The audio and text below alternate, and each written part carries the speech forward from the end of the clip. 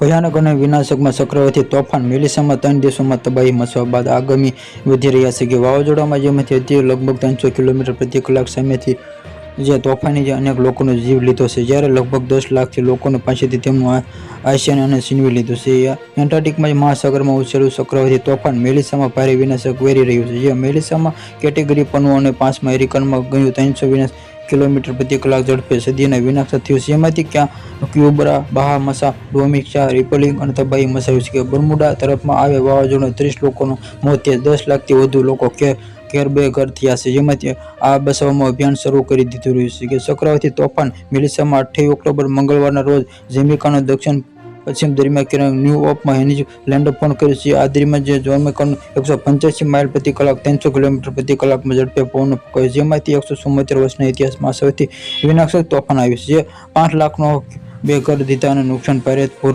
આવ્યું છે. ભૂસ્ખલનની ઘટનાને લીધે ઘરોના જે છાપરા ઉડી ગયા છે, જે રસ્તામાં જે પાણી ડૂબી ગયા, જેમાંથી વીજળી ગુલ થઈ ગઈ અને અલગ અલગ અકસ્માતો 5 લોકોના મોત થયા છે. જ્યાં જમૈકાના વડાપ્રધાન એન્ડ્રુ ઓલ્બે તોફાની થયેલા વિનાશમાં શોકનો વ્યક્ત કર્યો છે. જ્યાં કહ્યું કે ભારે નુકસાન થયું છે, પરંતુ અમારા દેશને ફરીથી ઊભો કરીશું અને પુનઃનિર્માણ શરૂ કરીશું. Subscribe my channel.